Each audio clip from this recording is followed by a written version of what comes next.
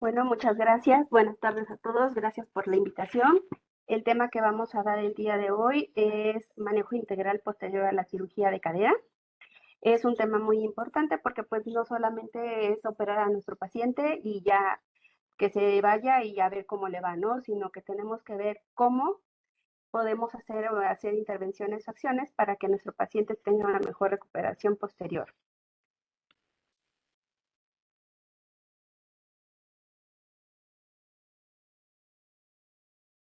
Entonces, ¿cuál va a ser la importancia del manejo postquirúrgico en nuestros pacientes? Pues en primer lugar, va a ser para poder prevenir o para detectar complicaciones médicas, en este caso que es a lo que a nosotros nos importa, pero también en la parte de ortopedia, pues complicaciones de tipo postquirúrgico. Para reducir la morbimortalidad asociada, punto muy importante, evitar la inmovilización prolongada. ¿Para qué? Para que fomentemos y favorezcamos que nuestro paciente pueda tener una adecuada capacidad, una recuperación de la capacidad funcional. La agenda del día de hoy que vamos a ver son 6 puntos. En primer lugar, pues es el control del dolor. En segundo lugar, pues la movilización temprana. 3, nutrición. 4, el manejo y la prevención de complicaciones. 5, tratamiento de osteoporosis. Y 6, prevención de caídas. Con respecto a la analgesia, debemos de tomar en cuenta en primer lugar que todo paciente con fractura de cadera va a tener dolor, solamente que varía de acuerdo al paciente. Se ha visto en la bibliografía y en la literatura internacional que hasta una tercera parte de nuestros pacientes no van a tener dolor mientras están en reposo. Una tercera parte va a tener de dolor leve a moderado y una tercera parte pues es la que va a tener dolor intenso. Para valorar y tratar adecuadamente el dolor, debemos de tomar en cuenta pues la intensidad del dolor y las características del dolor. En primer lugar, la valoración de la intensidad, pues podemos ocupar escalas como la escala visual análoga, pero también hay que tomar en cuenta que hay pacientes con deterioro cognitivo, pacientes con delirium, pacientes con hipoacusia o con algún problema que no le permita comunicarse adecuadamente y podemos ocupar algunas escalas no visual, no verbales. Por ejemplo, hay una que se llama BEI, que recomiendan algunas guías internacionales de manejo de fractura de cadera, y esta pues va a haber cambios en los signos vitales, va a haber cambios en la exploración física, vamos a tener gestos, sollozos, manotazos, agitación, y de acuerdo a eso, pues debemos de ver qué tipo de analgesia vamos a dejarle a nuestro paciente. Como ya lo había comentado en la sesión previa el doctor, en todos los pacientes quirúrgicos, lo de elección debería de ser la analgesia multimodal, no solamente hacerlo como monoterapia, solamente ocupar un fármaco, sino apoyarnos, además de los analgésicos, apoyarnos de moduladores del dolor o también apoyarnos de técnicas de intervención. Considerar el tipo de cirugía. No es lo mismo la corrección de una fractura intracapsular que una extracapsular. La intracapsular generalmente es de las fracturas que duelen menos previo a la cirugía, y lo que es la extracapsular, como hay mucho daño a nivel óseo, a nivel de periósteo, pues es cuando hay más dolor. Por lo tanto, la fijación de ese tipo de fracturas pues sí va a ser más dolorosa que un paciente que se ha sometido a una artroplastia de cadera, por ejemplo. El analgésico de elección se recomienda que sea de vía oral, preferentemente, y el medicamento que más se recomienda en todas las guías para este tipo de pacientes, pues es en primer lugar el paracetamol. Debemos de hacer una administración inicial y posteriormente tenemos que estar haciendo una evaluación a los 30, a una hora para poder ir haciendo ajustes a los medicamentos. Con respecto al paracetamol, podemos darlo tanto vía oral como vía intravenosa. Generalmente, si se considera que nuestro paciente pesa más de 60 kilos, pues se recomienda 1 gramo cada 6 horas. Pero si nuestro paciente pesa menos de 60 kilos, pues considerarlo a 8 horas. Ahora, además de esto, considerar una disminución si ya son pacientes muy añosos, si tienen peso muy bajo y sobre todo como el metabolismo del paracetamol es hepático, pues en aquellos pacientes con hepatopatía crónica debemos de considerar su disminución o su ajuste hasta 2 gramos o 50% de la dosis recomendada. Ahora, ¿a qué pacientes les vamos a dejar tramadol con paracetamol? Que es otra de las combinaciones que se utilizan en el paciente con fractura de cadera.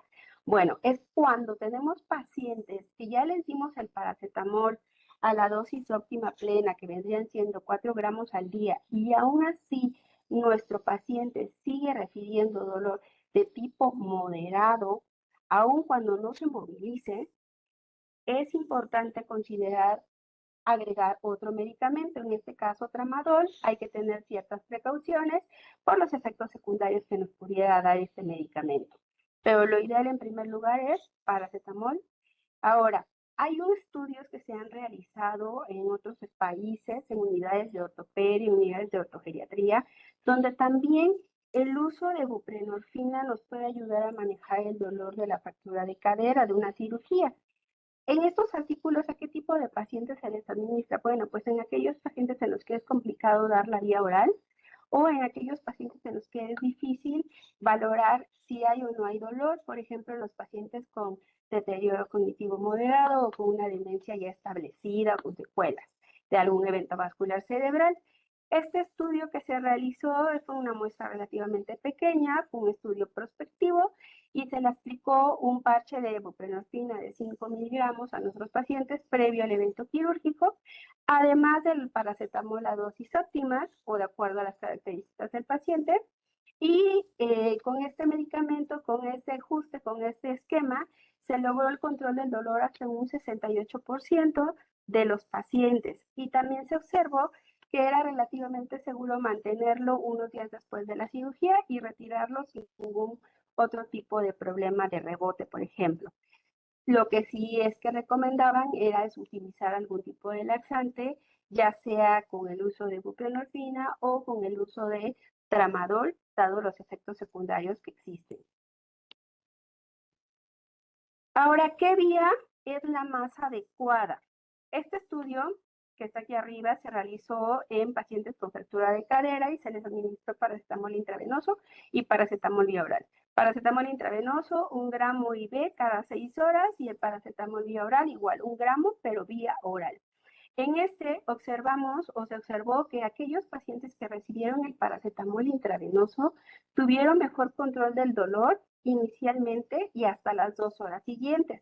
Posteriormente se vio que a las 4 horas el control del dolor era exactamente igual tanto en pacientes que habían recibido paracetamol intravenoso como paracetamol vía oral, por lo cual concluye que el uso del paracetamol intravenoso es válido, se puede utilizar, siempre se debe de preferir la vía oral o también se puede recomendar el paracetamol intravenoso como medicamento de rescate. Un medicamento que como geriatras realmente no indicamos mucho, que tenemos muy proscrito, es el uso de analgésicos no esteroideos, los AINES. Sin embargo, precisamente en este año salió una revisión sistemática con un metaanálisis, realmente es un artículo con 6 artículos nada más, pero nos mencionan que es válido utilizar los AINES siempre y cuando exista contraindicación para el uso de paracetamol y que debemos utilizarlo con precaución en los pacientes, individualizando y de acuerdo a las características de cada uno de ellos. Con respecto a la movilización temprana, pues en primer lugar, está indicado que todo paciente que haya sido sometido a una cirugía, ya sea una colocación de material de osteosíntesis o una colocación de prótesis, es un paciente que se debe y se tiene que movilizar inmediatamente. Hay estudios o hay artículos donde te mencionan que la carga total de peso puede ser inmediatamente durante las primeras 24 horas. Hay artículos que te hablan entre las 24 y 48 horas para considerarlo como una movilización temprana. Sin embargo, dadas las características de nuestros pacientes, es importante que antes de que se indique que nuestro paciente tenga una movilización completa o que tenga un apoyo o una carga total, tenemos que verificar si durante el evento quirúrgico sucedió algún evento. Ha sucedido que en ocasiones pues presentan fracturas durante la cirugía, la calidad del hueso es muy mala, el hueso está muy poroso, hubo demasiado sangrado, tenemos a nuestro paciente con inestabilidad hemodinámica y por lo tanto tenemos que ver si existe alguna contraindicación para poder movilizar de manera temprana a nuestro paciente. Y generalmente, como lo recomiendan las guías, todos los pacientes con fractura de cadera que se deben de movilizar, debemos de tener el apoyo ya sea de un médico rehabilitador o de un terapeuta físico que nos pueda ayudar. Esta revisión sistemática y metaanálisis que se realizó encontró, en primer lugar, para ellos definieron movilización temprana entre las primeras 24 a 48 horas. Valoraron el efecto de la movilización temprana en la mortalidad en 6 artículos y tuvieron una significancia estadística muy importante, lo cual nos favorece que nuestro paciente se debe y se tiene que movilizar de manera temprana. De estos 6 artículos, 2 valoraron además la presencia de complicaciones y encontraron nuevamente que a 30 días una movilización temprana es favorecedora. Un aspecto a considerar es el aspecto nutricio, como ya habíamos visto en las sesiones previas con la doctora Marín, ya nos había mencionado que previo a la cirugía pues hay que tomar algunas consideraciones. Luego, posterior al evento quirúrgico, es importante considerar que un paciente que no se encuentra con un adecuado estado nutricional, pues corre el riesgo de mayor presencia de infecciones, mayor mortalidad, algún retraso en la cicatrización, y es un predictor de que puede existir institucionalización y sobre todo pues que el paciente pueda tener una mayor pérdida de la funcionalidad. Como ya se había comentado previamente, pues la suplementación oral se debe de dar generalmente con suplementos a base de proteínas, generalmente son líquidas y pues es una fuente concentrada de nutrientes, macronutrientes y algunos todavía con un poco más tienen arginina, tienen glutamina, tienen ácidos grasos, tienen colágeno. ¿Para qué? Para mejorar el estado nutricional de nuestro paciente y favorecer una recuperación adecuada. Una revisión sistemática y un metaanálisis de 5 ensayos clínicos aleatorizados con 654 pacientes mayores de 64 años con presencia de fractura de cadera, encontraron que si nosotros empezamos a suplementar a nuestro paciente desde el momento en que el paciente ingresa y posterior a la cirugía, se encontró que existe mayor riesgo de complicaciones postoperatorias en aquellos pacientes que recibieron suplementación oral y se les recomienda también que se suplemente a nuestros pacientes todavía 3 meses después de la cirugía. Sabemos que un paciente, una persona mayor, es una persona con un estado inflamatorio crónico. Sabemos que la cirugía es un evento pues catastrófico, es un evento mayor, es un evento estresante que nos puede llevar a un mayor catabolismo y por lo tanto en los estudios se ha observado que todavía hasta 3 meses después persiste un estado catabólico en nuestros pacientes, por lo cual se debe y se tienen que suplementar después de la cirugía. Ahora, en este estudio que les comentaba, pues realmente no hubo diferencias en los pacientes que suplementábamos en el apartado de días de estancia hospitalaria y mortalidad. Sin embargo, con el solo hecho de que nuestros pacientes reduzcan el número de complicaciones, es más que válido suplementar a nuestros pacientes. Con respecto a la prevención y el manejo de complicaciones, realmente este tema es muy amplio, es muy vasto. Hay muchas complicaciones que se pueden presentar en nuestros pacientes, pueden ser tanto clínicas como asociadas al evento quirúrgico, o también pueden ser de tipo quirúrgico, pero lo que a nosotros nos van a interesar pues son las complicaciones médicas e inmediatas después de la cirugía de cadera. ¿Qué debemos de hacer? En primer lugar, todos nuestros pacientes que van a ser sometidos a una cirugía, cuando nosotros le realizamos la valoración geriátrica, la valoración preoperatoria, pues hacemos ajustes de medicamentos, hacemos ajustes y control o ajustamos metas de controles en nuestros pacientes de sus enfermedades crónicas, por ejemplo, de la diabetes, de la hipertensión, de la EPOC, insuficiencia renal, por ejemplo. Posterior a la cirugía, es válido y es muy recomendable que reiniciemos aquellos medicamentos habituales si no existe algún tipo de contraindicación en nuestros pacientes. y obviamente hacer ajuste de metas de acuerdo a las características de cada paciente. Se ha visto que una de las enfermedades que más peso tienen, tanto para recuperación funcional como para mortalidad, como para complicaciones hospitalarias, es la presencia de la enfermedad pulmonar obstructiva crónica. Entonces, en estos pacientes debemos de ver cuáles enfermedades crónicas tienen, qué fármacos están utilizando y posteriormente pues hacer sus ajustes, sus adaptaciones. Un estudio que se realizó con 8.600 pacientes, a los cuales se les dio un seguimiento pues, de 120 días, se encontraron pues algunas complicaciones no quirúrgicas y algunas relacionadas al evento quirúrgico. Dentro de las complicaciones no quirúrgicas o complicaciones clínicas, pues estas se presentaron aproximadamente durante los 3 primeros días del postquirúrgico inmediato. Y de estas, pues presentó en primer lugar neumonía, se presenta, en segundo lugar tenemos las infecciones de vías urinarias, la presencia de eventos embólicos como la trombosis venosa profunda, la tromboembolia pulmonar, tenemos insuficiencia renal aguda, es poco frecuente, pero también se presentan los eventos vasculares cerebrales y pues los síndromes coronarios agudos, sobre todo pues el infarto al miocardio. Y dentro de las complicaciones derivadas del procedimiento quirúrgico, pues en primer lugar tenemos pues el requerimiento de hemotransfusión. En segundo lugar, ya hay pacientes que después de la cirugía presentan datos de infección. Algunos pacientes es necesario reintervenirlos.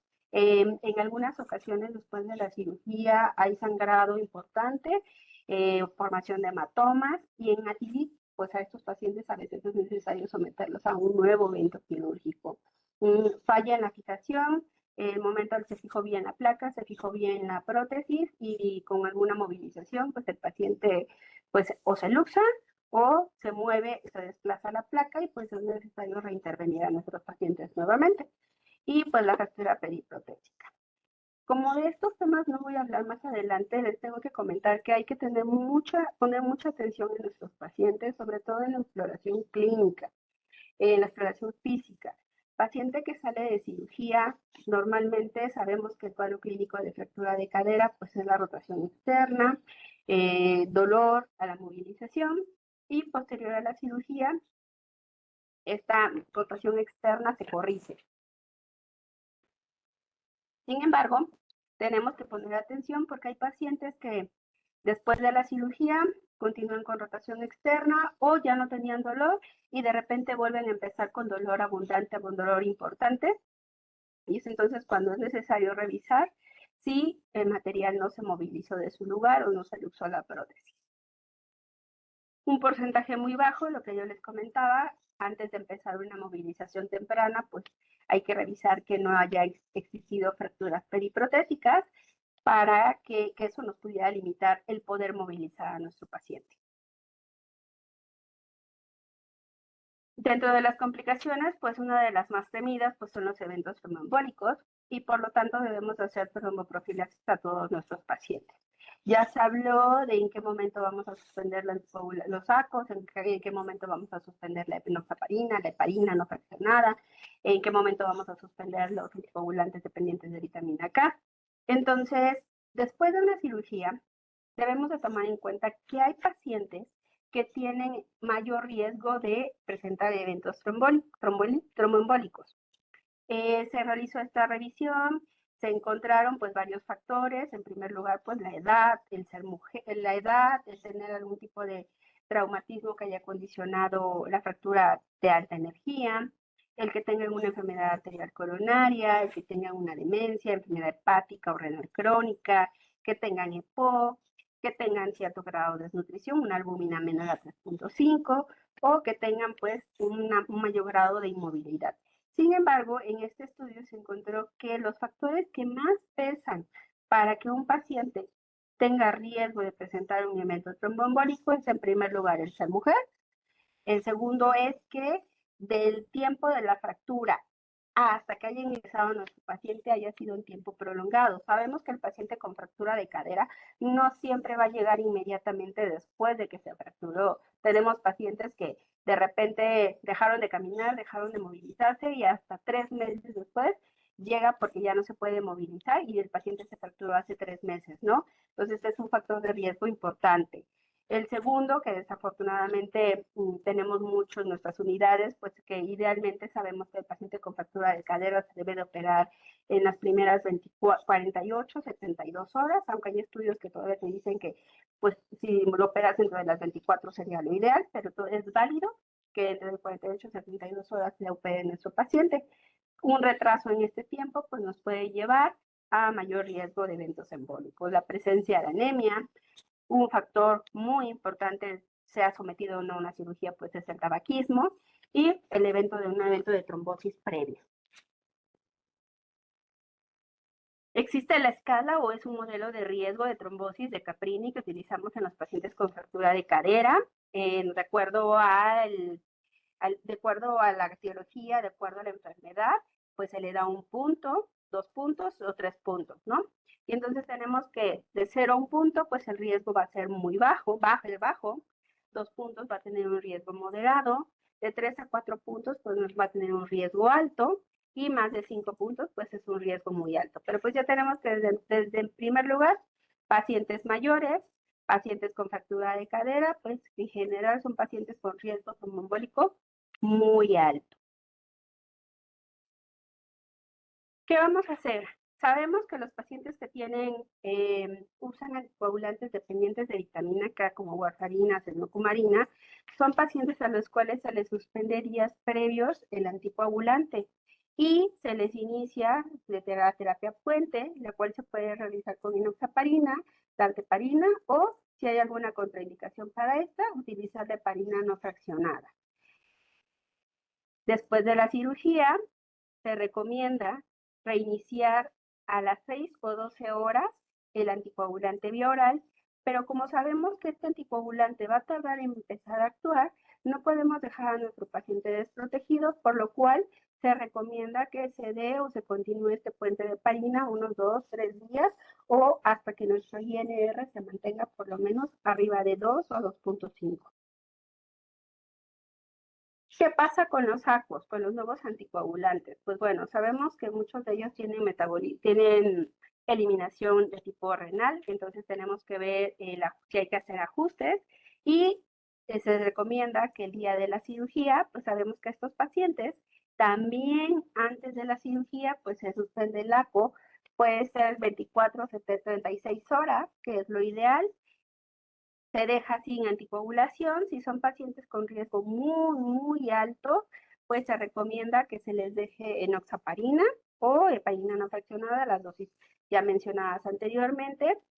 El paciente se opera y se recomienda que se reinicien estos anticoagulantes a las 48 o 72 horas, pero en ese inter, pues también dejar protegido a nuestro paciente con heparina de bajo peso o no fraccionada.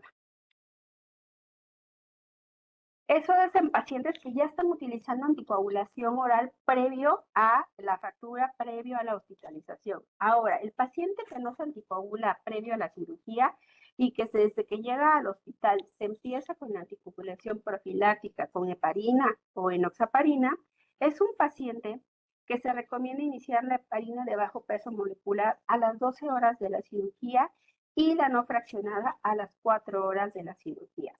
Se recomienda la dosis de enoxaparina de 40 miligramos subcutáneos cada 24 horas o nadroparina como dosis inicial durante los primeros 3 días, pues 30 unidades kilo subcutáneos cada 24 horas y posteriormente a partir del 4.º día, pues ya podemos dar 57 unidades kilo subcutáneas cada 24 horas. Algunos pacientes o en algunas unidades hospitalarias a veces no solo se da heparina, también se pueden dar los nuevos anticoagulantes y podemos dar rivaroxaban. La dosis recomendada es de 10 miligramos al día cada 24 horas. Se recomienda en estos pacientes que ya fueron operados de fractura de cadera y que no reciben anticoagulación previa, que podemos iniciarles este anticoagulante entre las 6 horas y 10 horas después de la cirugía. Otro medicamento es el apixaban.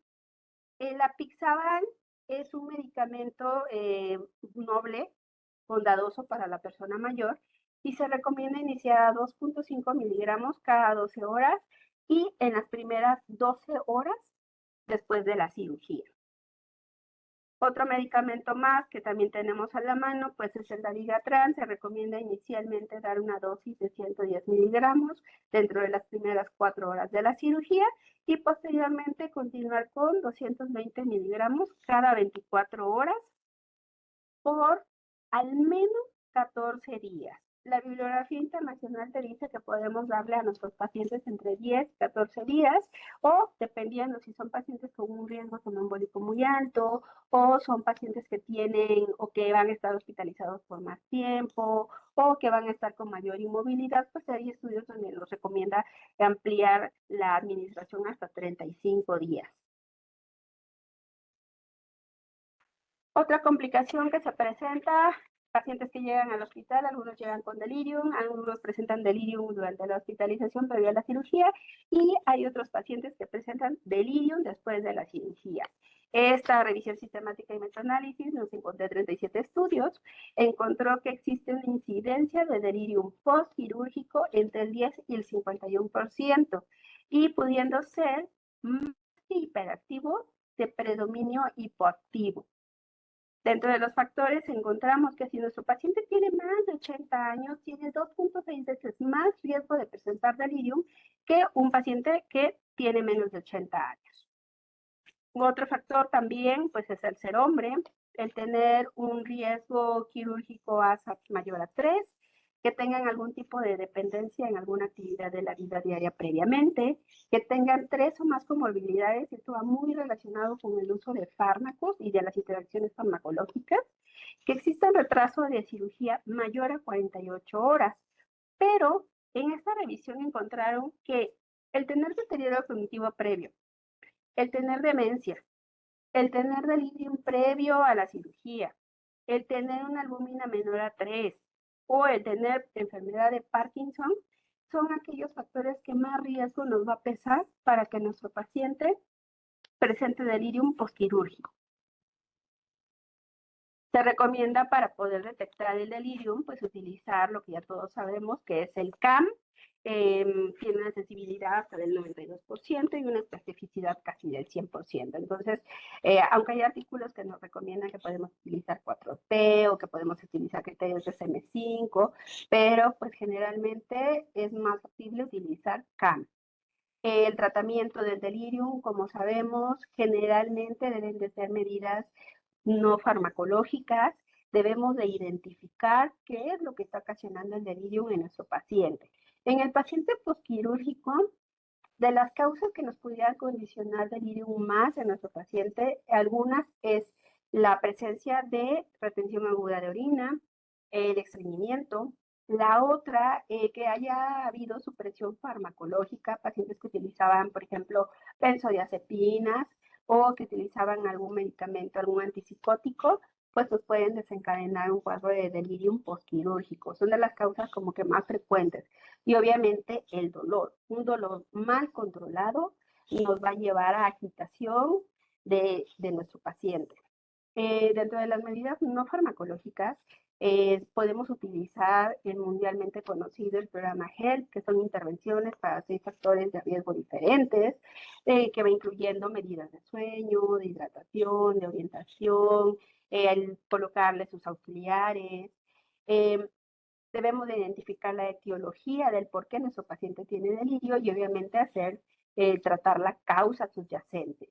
Hay artículos donde nos mencionan que aquellos pacientes que son sometidos a anestesia general tienen mayor riesgo de presentar delirium que los pacientes que son sometidos a una anestesia mixta o una anestesia regional, pero esto va más por el hecho de los fármacos utilizados.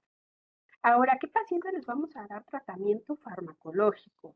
Es bien importante tomar en cuenta que no todos los pacientes deben de recibir tratamiento, que tampoco debemos de dar antipsicóticos de manera profiláctica o de manera preventiva. Ya hay estudios donde analizan y comparan y realmente no hay ninguna diferencia entre administrarlos o no administrar. Entonces, no está recomendado dar antipsicóticos de manera profiláctica. ¿A quiénes les vamos a dar tratamiento farmacológico? pues en casos especiales. Va a ser en aquellos pacientes en los que estamos o el paciente corre en riesgo su vida, pone en riesgo su vida, sí, porque se va a retirar corre el riesgo de quitarse algún soporte.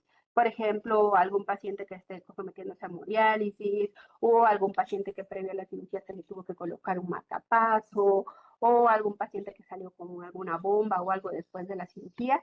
Entonces, a estos pacientes, pues sí hay que administrarles tratamiento, empezar con la dosis más baja, ya sabemos, inicialmente con el haloperidol, la dosis mínima, y de ahí ir incrementando dosis, si no hay con el haloperidol la dosis máxima, pues nos vamos con antipsicóticos como risperidona o lanzapina, y pues en los pacientes que tienen alguna enfermedad de Parkinson, pues sabemos que no podemos dar haloperidol, entonces tendremos que dar metoclopramida igual a dosis baja, 25 miligramos, control de síntomas y suspender.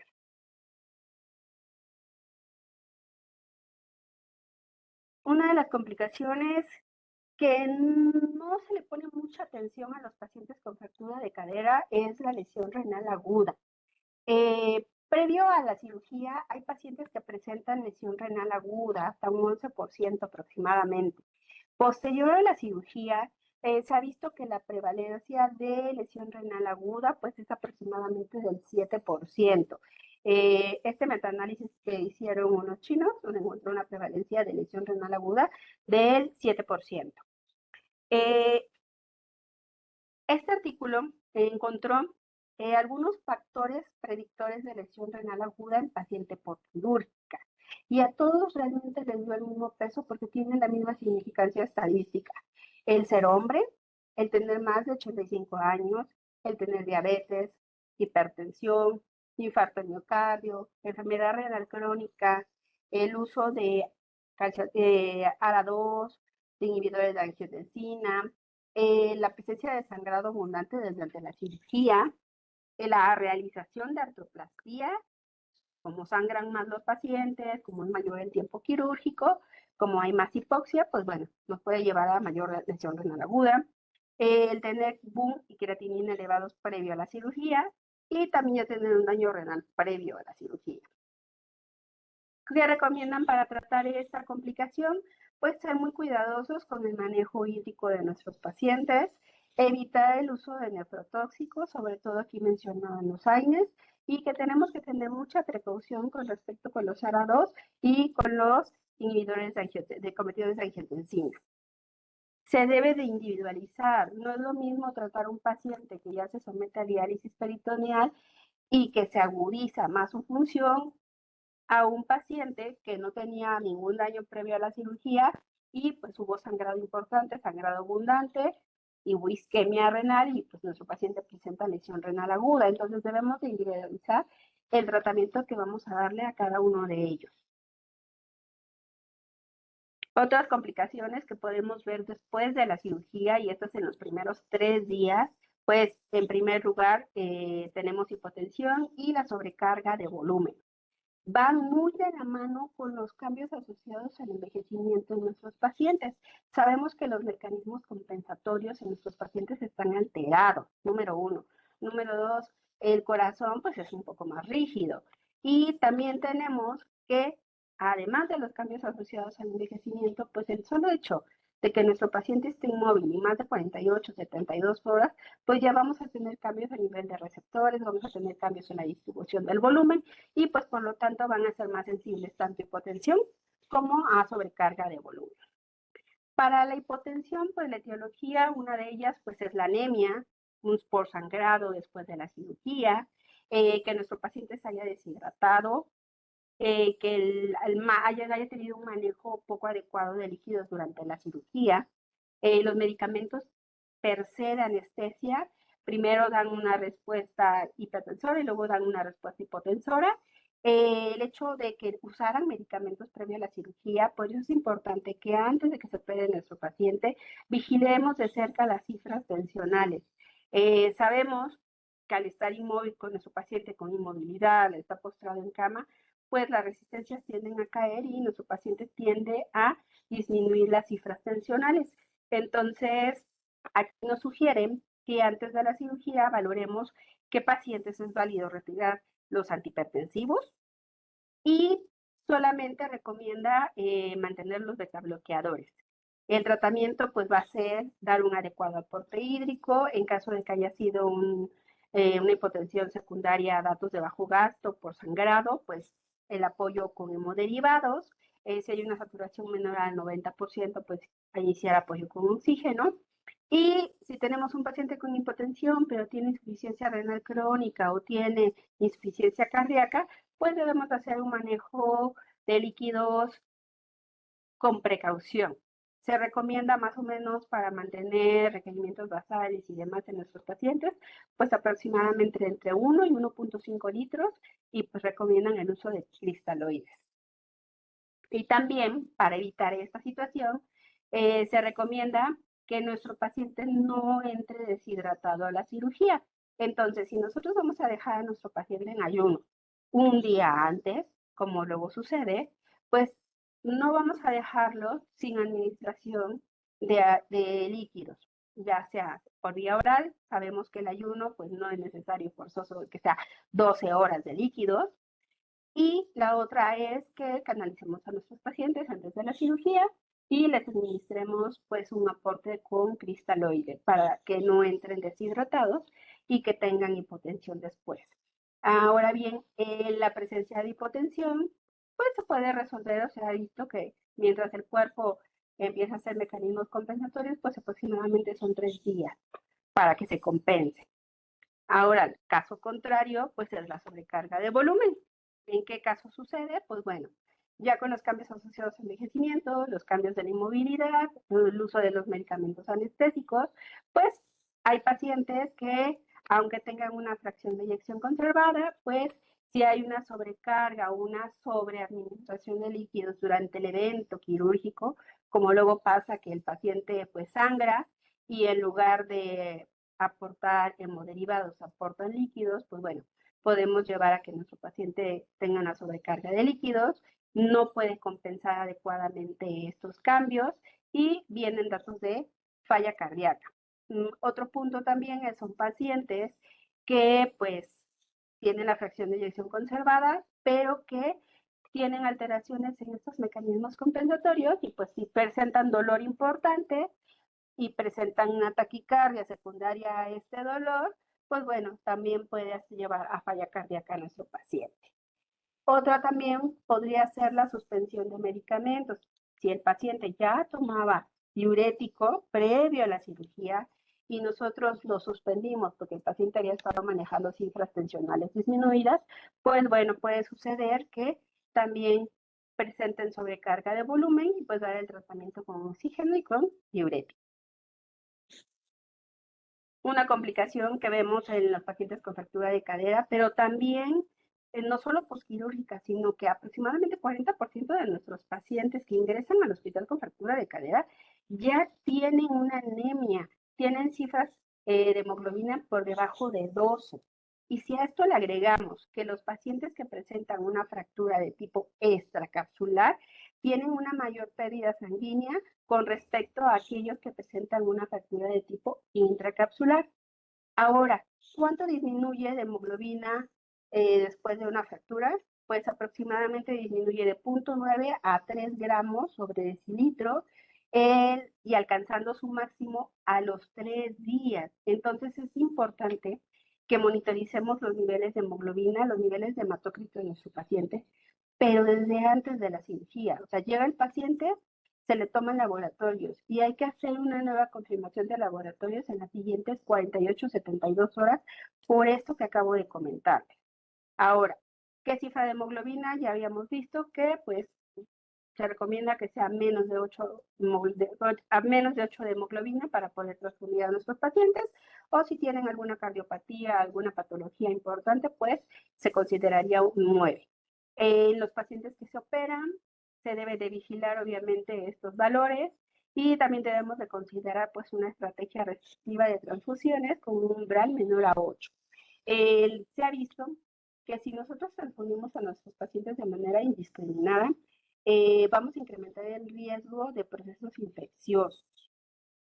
Y debemos de tomar en cuenta también que un paciente que viene después de la cirugía, si nosotros tenemos sospecha que la hemoglobina no es la que estamos viendo inmediatamente después de la cirugía, es válido repetir los estudios nuevamente a las 48 horas del evento quirúrgico. ¿Por qué? Porque a veces pasa que el paciente entra a cirugía con 13 de hemoglobina, sale de cirugía y el paciente tiene datos de bajo gasto, pero tú ves la cifra de hemoglobina y te sale 10 de hemoglobina. Obviamente no tiene indicación de transfundir a ese paciente, pero tú estás viendo la clínica del paciente. Entonces, es válido repetir un nuevo estudio y se debe de individualizar a qué pacientes se transfunde y a qué pacientes no se transfunde.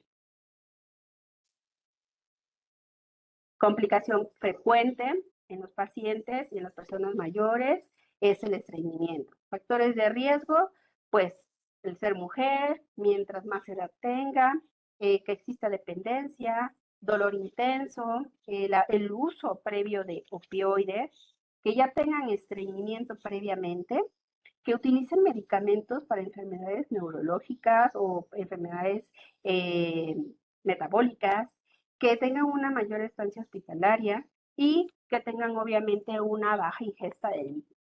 Aproximadamente se ha visto que hasta el 70% de los pacientes van a tener estreñimiento durante los primeros días después de la cirugía y hasta el 62% va a tener estreñimiento después de un mes. ¿Cuándo vamos a considerar que va a ser estreñimiento en estos pacientes? Pues cuando tenga más de 3 días sin evacuar. ¿Cuáles son las consecuencias del estreñimiento? Pues el dolor abdominal, el dolor rectal, la presencia de náusea, vómito, lo que les comentaba, delirium, y en algunos casos, pues obstrucción u oclusión intestinal, llegando incluso a cirugías en el posquirúrgico inmediato de fractura de cadera por una oclusión intestinal. ¿Cuál va a ser el tratamiento? Pues inmediatamente después de la cirugía, reiniciar la vía oral y se debe de dar abundantes líquidos y alimentos con fibra. Debemos de insistir que el paciente se debe de movilizar a menos de que exista alguna contraindicación.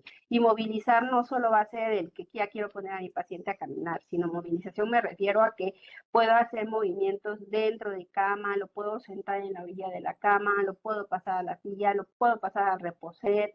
También sugieren que no se utilice ni el cómodo ni el pato, que si es posible llevar al paciente al baño a evacuar, esto va a ser mucho más favorecedor. Que exista un horario para evacuar, una rutina para evacuar, y aunque hay controversia entre si se debe o no se debe de utilizar, y hay artículos que algunos dan mínima significancia estadística, pues también podemos utilizar el masaje abdominal aprovechando el reflejo gastrocolónico, ¿no? ¿Y qué debemos de hacer? Bueno, para esto, ya que empleamos las medidas no farmacológicas, pues se sugiere que se utilice un esquema de laxante preventivo, ya sea osmótico o ya sea de tipo estimulante. Se ha visto por revisiones sistemáticas que los estimulantes son seguros en las personas mayores durante el uso por 3 meses continuos, pero que si queremos utilizarlo a más tiempo, podemos utilizar polietilenglicol hasta 6 meses. Es completamente seguro en esas personas mayores. Una complicación frecuente que no se le pone mucha atención es la retención aguda de orina. ¿Cuáles son los factores de riesgo para que presenten retención? Que nuestro paciente tenga deterioro cognitivo previo, que haya dependencia en las actividades básicas de la vida diaria. Es importante la retención aguda de orina porque se ha visto que aproximadamente hasta el 88% de las personas que presentan retención aguda de orina en el posquirúrgico inmediato no es identificada. ¿Y por qué es importante? Porque el tener retención aguda de orina nos puede llevar a un proceso infeccioso urinario. Ahora bien, se recomienda para que no suceda esto, que a los pacientes que tienen ya uso de medicamentos para incontinencia urinaria, se les suspende este medicamento y no se les reinicie hasta que el paciente pueda iniciar la deambulación. Y ya que tenemos la retención aguda de orina, pues tenemos que hacer un sondaje intermitente. No dejar sonda, folia y derivación porque nos incrementa el riesgo de procesos infecciosos. También tenemos que asegurarnos que nuestro paciente no esté con estreñimiento o que tenga impactación fecal y que esta sea una causa secundaria. También debemos de checar desde antes que se opera nuestro paciente, sobre todo en mujeres con antecedente de incontinencia, si no tienen vejigas retencionistas, porque muchas veces con la inmovilidad es más que evidente que hay una vejiga que está reteniendo orina previo a la cirugía y el paciente está asintomático. Complicación que en las personas mayores no es tan común a diferencia de las personas jóvenes, puede ser la náusea y el vómito postoperatorio. Si las tenemos, debemos de considerar que existe alguna otra causa. Ya puede ser por medicamentos o puede ser por el hecho de que nuestro paciente tenga estreñimiento o que esté impactado o que tenga uso de AINES, también puede ser una causa de náusea o de vómito. Algunos factores de riesgo ya estandarizados y establecidos, pues es el ser mujer, el uso de opioides previamente y que ya tengan antecedente de que se marean en los viajes o en alguna cirugía previa que ya se hayan tenido náuseas. ¿Cuáles son los medicamentos que podemos utilizar como preventivos o como tratamiento? Bueno, como tratamiento podemos dejar el ondansetron, puede ser de 4 a 8 miligramos. Recordar que metoclopramida en este tipo de pacientes pues no lo tenemos que dar. Y se ha visto en algunos estudios que el uso de dexametasona a dosis de 4 a 8 miligramos en el postquirúrgico inmediato, administrado por parte de anestesiología, nos ayuda a disminuir este efecto, esta complicación. Dentro de los procesos infecciosos, de las complicaciones postquirúrgicas tenemos la neumonía. Este estudio encontró que hay una prevalencia de 4 a 15% de neumonía postquirúrgica. Se hizo en 10 estudios con una gran muestra, se excluyeron todos los pacientes que tenían neumonía previo a la cirugía y se encontró que el ser hombre, tener una edad avanzada, una escala ASHA mayor a 3, el tener EPOC, el tener alguna arritmia, el tener un elevado, una cirugía más de 48 horas o de que desde que el paciente llegó al hospital hasta la cirugía fue un tiempo prolongado, pues son algunos factores de riesgo. Pero los factores de riesgo más importantes para que nuestro paciente tenga neumonía es el tener EPOC, el tener una enfermedad coronaria previa, el tener insuficiencia cardíaca congestiva, una cifra de hemoglobina menor a 8, el que tenga un aumento vascular cerebral. Esos son algunos de los factores más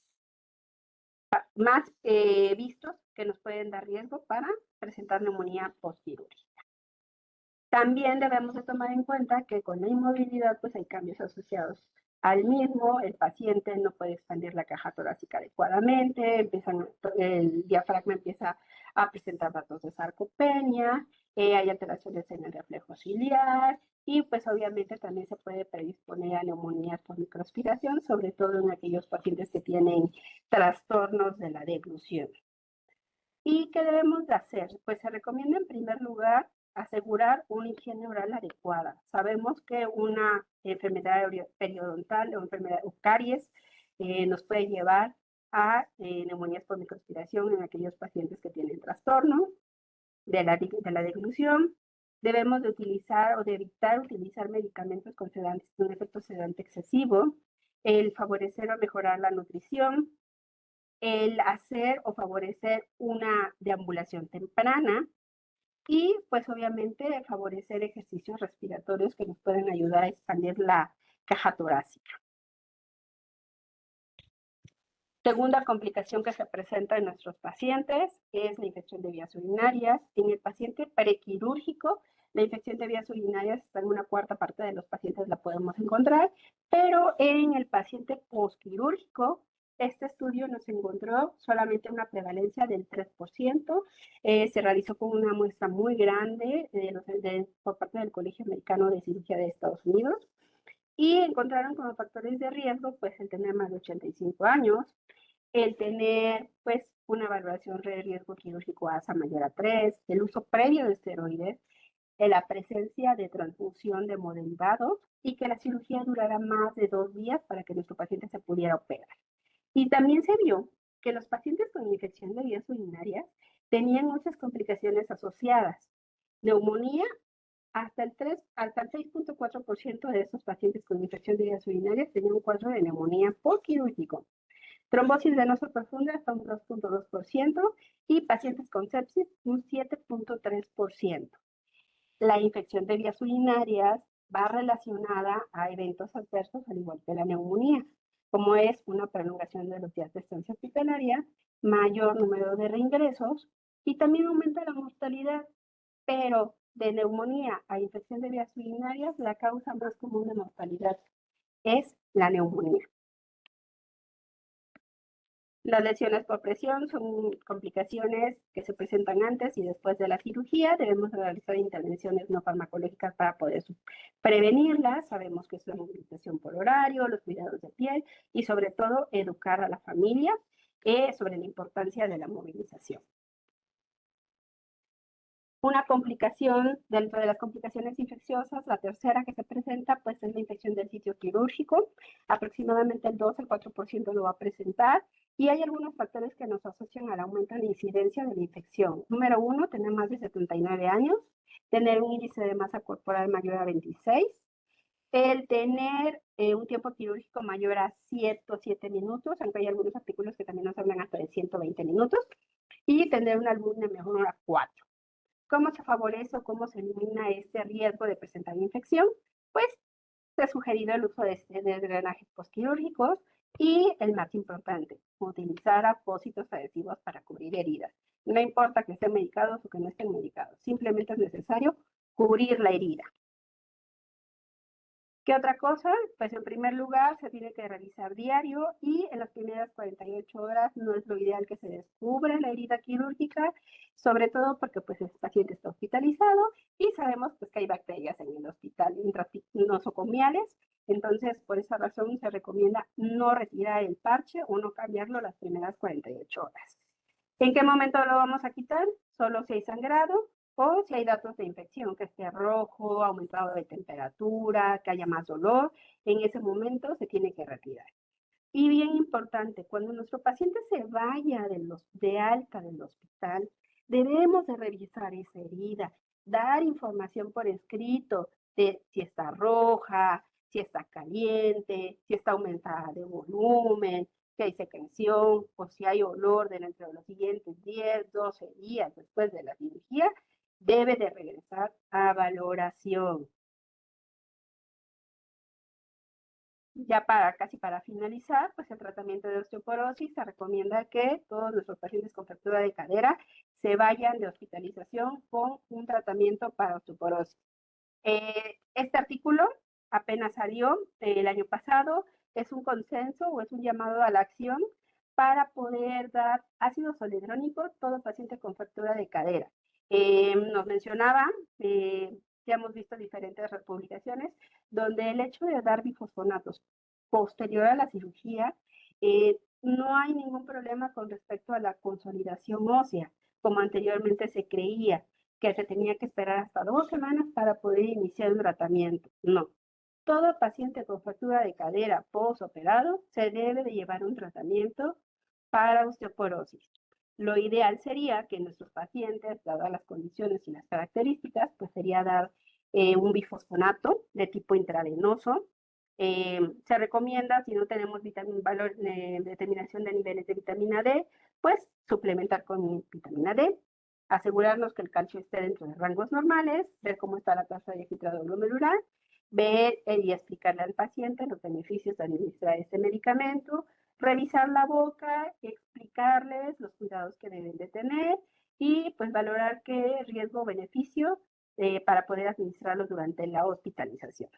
La dosis son 5 miligramos, se deben infundir en más de 30 minutos para evitar pues la toxicidad renal y pues también para evitar que presenten más efectos secundarios nuestros pacientes. Las dosis, pues generalmente los artículos hablan de 5 miligramos, pero es válido dar la presentación de 4 miligramos. No hay ninguna diferencia entre dar una dosis u otra dosis. Obviamente, al egreso de estos pacientes, aparte de su bifosfonato, pues tienen que llevar suplementación con vitamina D, 800 unidades, y con calcio, 1.2 gramos al día. Y finalmente, pues la prevención de caídas. Debemos hacer en estos pacientes, pues ya va a ser una prevención de tipo secundario. Entonces tenemos que hacer una valoración multiprofesional, multifactorial y sobre todo hacer mayor énfasis en lo que es el apartado cardiovascular, el apartado neurológico y obviamente revisar los fármacos. ¿Qué fármacos toma? ¿Qué fármacos tomaba? Y si existen interacciones y hacer ajustes. ¿Para qué? Para poder hacer una intervención multidominio de acuerdo a cada paciente, poder limitar el riesgo de presentar una nueva caída y obviamente pues una nueva fractura. Algo importante en estos pacientes es que también tenemos que valorar si existe riesgo, si tienen miedo o no a caer. ¿Por qué? Porque si existe miedo a caer, aunque nuestro paciente lo hayamos operado, el paciente no se va a querer movilizar y va a tener declinación funcional, aun cuando ya esté operado. Entonces, es importante tomar en cuenta que a grandes rasgos, pues es todo el manejo posquirúrgico que debemos de darle a los pacientes con fractura de cadera. Porque pues no solo es operarlo, sino también viene el después y qué más vamos a hacer con nuestro paciente, ¿no? Bueno, muchas gracias.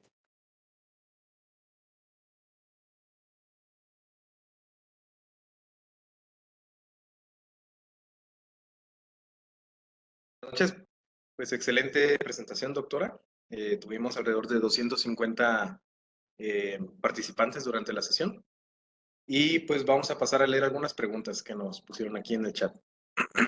Usted nos ayuda. Dice aquí, ¿cómo podríamos prevenir un hilio paralítico? ¿O esta suele ser una complicación del estreñimiento? Sí, es una complicación del estreñimiento, pero también es una complicación de la inmovilidad. Entonces, aunque el paciente esté fracturado de cadera y no se haya operado, anteriormente se creía, está fracturado, no se puede y no se debe de mover y todo debe de ser en cama, no. Actualmente se recomienda que el paciente se puede movilizar siempre y cuando el paciente lo tolere y el dolor sea de leve a moderado durante la movilización y dure poco tiempo. ¿Qué quiere decir? Que yo puedo movilizar a mi paciente para llevarlo a evacuar, aun cuando tenga 3 días que se fracturó.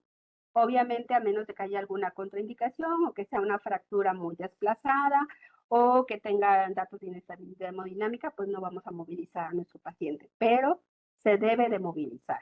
Ahora, aumentar los requerimientos nutricionales de fibra y pues dar laxante de ser necesario. Sabemos que la mayoría de nuestros pacientes contienen estreñimiento o que usan de manera crónica laxantes, entonces debemos de continuarlos.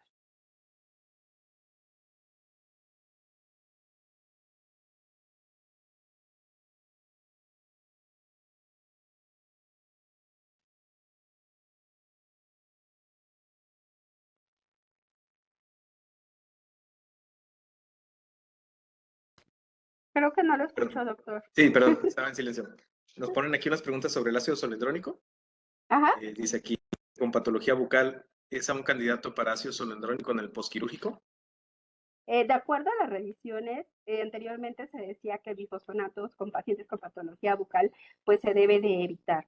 Pero este consenso o este llamado nos recomienda que dependiendo del paciente, sí lo podemos administrar. Obviamente la presentación de osteonecrosis es bajo el porcentaje, entonces sí se puede nada más darle indicaciones al paciente de las características o los cuidados que debe de tener en la boca. Ahora, sabemos que muchos de nuestros pacientes hospitalizados son pacientes con redes de apoyo bajas, son pacientes que difícilmente van a regresar o que van a acudir por una segunda dosis o una tercera dosis de medicamento, ¿no? Entonces, valorar riesgo-beneficio y ver qué es lo más conveniente para nuestro paciente. Recordar al final de cuentas que todo paciente geriátrico, el tratamiento debe ser individualizado, no hay recetas de cocina como tal. Muy bien, en algunos consensos de endocrinología ponen que esta complicación bucal pues tiene que ver más que nada con el retiro o la quitación de piezas dentales. Entonces, mencionan algunos consensos también de maxilofaciales. Entonces, establece un tiempo para quitar las piezas dentales, pero vamos, que no es una contraindicación, ¿no? Sino que hay que tener cuidado al momento de la extracción de piezas dentales. Y la otra es que dicen que también estas infecciones están sobrediagnosticados por los odontólogos.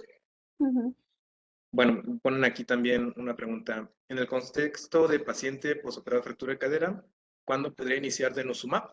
Por ejemplo, en lugar de un bifosfonato.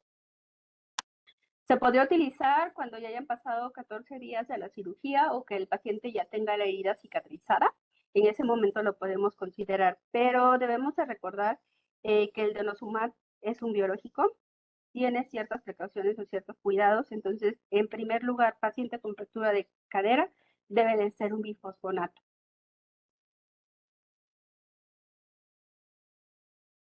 Doctora, y sobre las presentaciones, ya ve que en IMSS tenemos pues principalmente 4 miligramos. La bibliografía menciona 5. ¿Hay alguna consideración entre esto de usar 4 contra 5? ¿Qué nos podría nutrir sobre esto? No, realmente la mayoría de los estudios, así como Horizon cuando empezó, con 5 miligramos de ácido zoledrónico, pero precisamente en este paper nos mencionaba que dependiendo de las características de las poblaciones o de los países, no siempre es accesible la dosis de 5 miligramos. Entonces, una dosis de 4 miligramos confiere el mismo efecto para tratar osteoporosis. Recordar que los bifosfonatos no van a hacer el efecto de la dosis de la noche a la mañana, sino que es un medicamento que se va a depositar, que se va a unir a la hidroxiapatita y que finalmente ese va a ser su efecto para fortalecer el hueso, pero no va a ser una diferencia entre dar una dosis de 4 y una dosis de 5. Muy bien, pues sí, el que tenemos que decirles de 4, ¿verdad? Y Así es.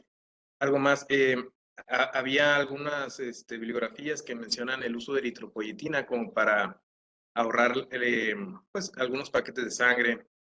Se habla sobre alguna resistencia durante la fractura de cadera hacia la eritropoyetina. ¿Usted tiene alguna experiencia sobre esto? ¿Suelen aplicarla? En el caso. La eritropoyetina tiene ciertas indicaciones muy claras y precisas. No se debe de utilizar porque su efecto no es inmediato. Para ver una respuesta tanto a eritropoyetina como a hierro, por ejemplo, bastan más o menos 2-3 semanas. Se ha visto más que se utiliza eritropoyetina, sobre todo en aquellos pacientes que no aceptan transfusiones sanguíneas.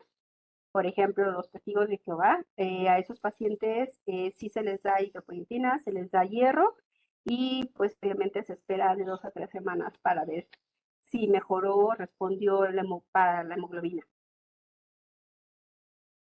Bueno, yo creo que por el tiempo le damos esta última pregunta. Me parece interesante. Es un paciente pues que ya agotó su tiempo de tratamiento o que se encuentra en este periodo de vacaciones por bifosfonatos y se fracturó la cadera.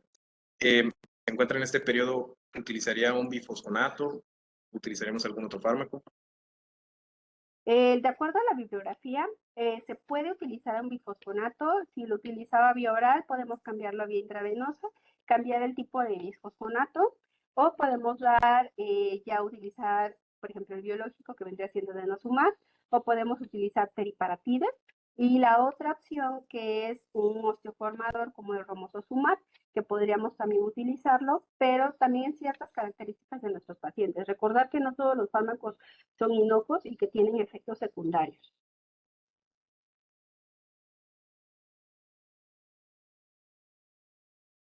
Muy bien, pues más que nada por el tiempo, yo creo que vamos a dejar aquí las preguntas.